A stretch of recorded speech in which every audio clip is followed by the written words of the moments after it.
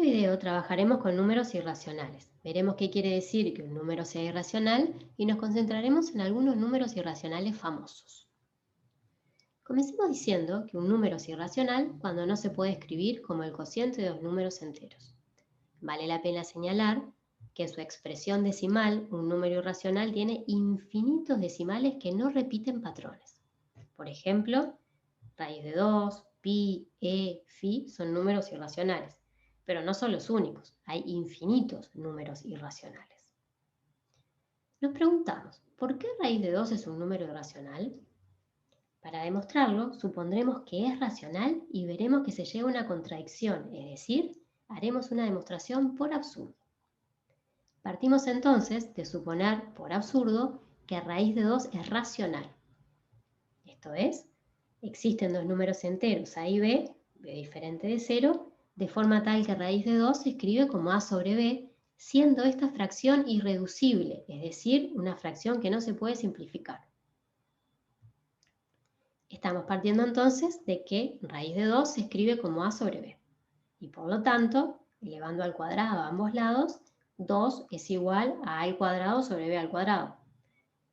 Multiplicando toda esta expresión por b a la 2, se llega a que a al cuadrado es igual a 2b al cuadrado. Es decir, a al cuadrado es un número par y por lo tanto a también es un número par.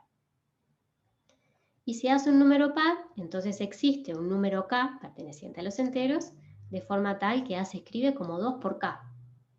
Y por ende, a al cuadrado se escribirá como 2k al cuadrado, o sea, 4k a la 2.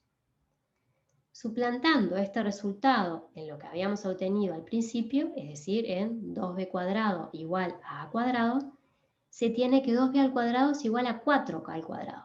Simplificando, llegamos a que b al cuadrado es 2 por k cuadrado, es decir, b cuadrado es un número par, y por lo tanto b también es par.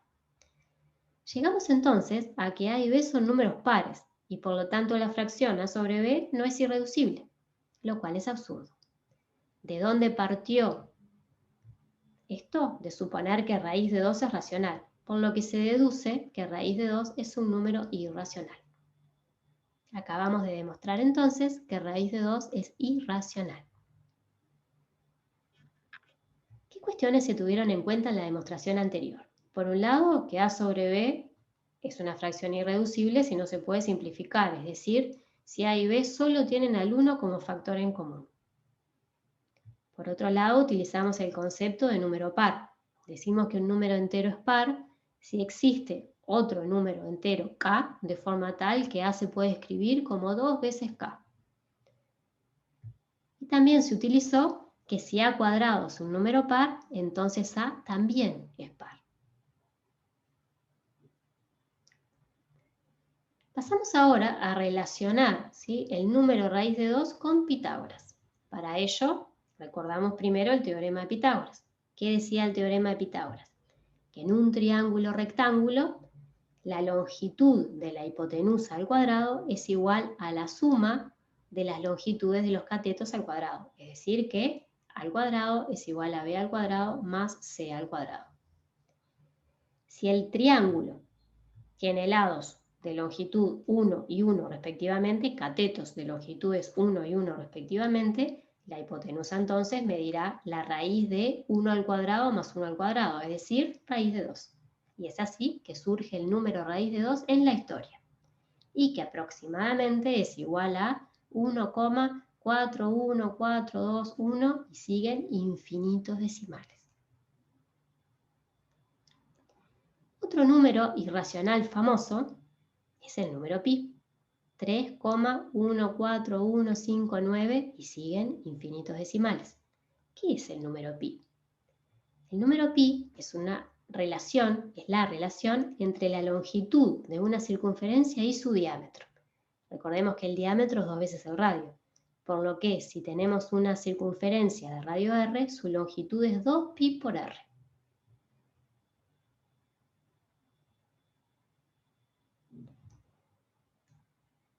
Otro de los famosos números irracionales es el número e, 2,71828 y siguen infinitos decimales. El número e puede definirse como el resultado del límite, con n tendiendo a más infinito, de 1 más 1 sobre n a la n, lo que se vincula con el interés compuesto, como veremos a continuación. Pero, por otra parte, el número e es la base del logaritmo natural o logaritmo neperiano, que se denota habitualmente como ln o log en base e, o también a veces con una L mayúscula. ¿Cómo se vincula el número e con el interés compuesto? Supongamos se deposita un peso al 100% de interés anual. Al finalizar ese año, entonces se tiene un total de 1, el depósito inicial, más 1, lo que se obtuvo como interés, es decir, 2 pesos. Si se retiraran los intereses a los 6 meses y se invirtiera el capital inicial más esos intereses, es decir, 1 más 0,5, los 6 meses restantes, al finalizar el año tendríamos en los primeros 6 meses 1 más 0,5 y en los segundos 6 meses 1 más 0,5 por 0,5, es decir, 1 más 0,5, sacando factor común, por 1 más 0,5, es decir, 1 más 0,5 al cuadrado, lo que es lo mismo que 1 más 1 medio a la 2.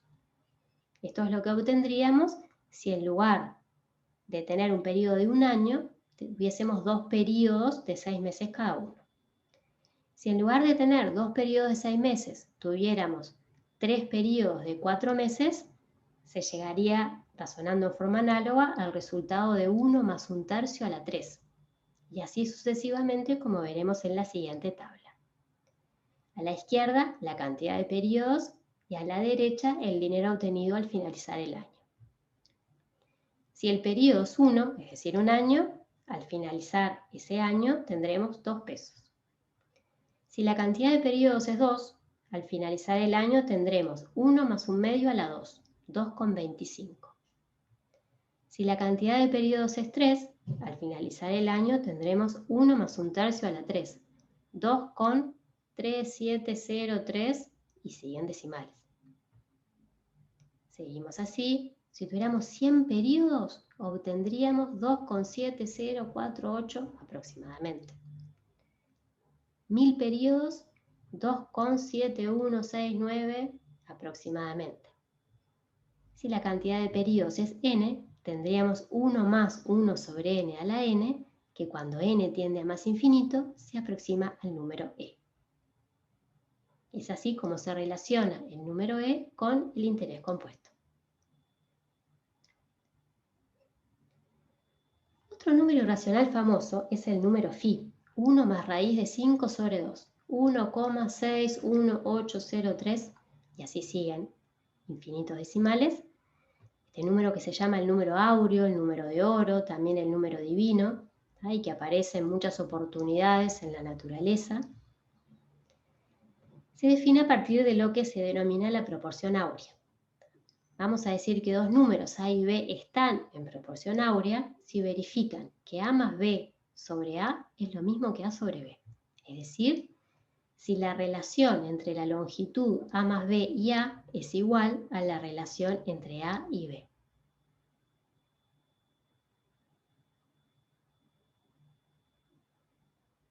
Partimos entonces de la proporción áurea. Observemos que del lado de la izquierda de la igualdad, al tener una suma en el numerador, podemos dividir esa fracción, o mejor dicho, separar esa fracción en la suma de dos fracciones, A sobre A, que es 1, más B sobre A. Luego, si al número A sobre B le llamamos phi, la expresión de arriba puede escribirse como 1 más el inverso de phi, que sería el inverso de A sobre B, que es B sobre A, igual a phi. Multiplicamos toda esta expresión por phi, obteniéndose entonces phi más 1 igual a phi al cuadrado. Recordemos que un número por su inverso es 1, por lo que phi por phi a la menos 1 es 1. Luego, si reordenamos, puede escribirse como phi al cuadrado menos phi menos 1 igual 0. Esto quiere decir que phi es solución de esta ecuación de segundo grado. Si resolvemos la ecuación, obtenemos que la solución positiva es 1 más raíz de 5 sobre 2, el número áureo.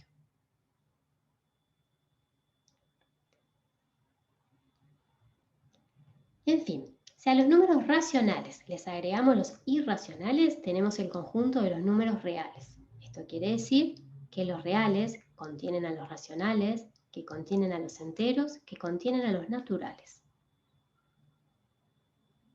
Los números reales son con los que trabajaremos habitualmente en los cursos de matemática en la facultad.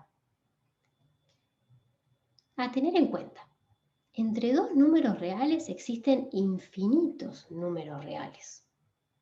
Cuando pasa esto, se dice que el conjunto es denso, es decir, el conjunto de los números reales es un conjunto denso. No es el único. Pensemos que, por ejemplo, los racionales forman un conjunto denso, ya que entre dos números racionales hay infinitos números racionales. Pero, por ejemplo, el conjunto de los números enteros no lo es.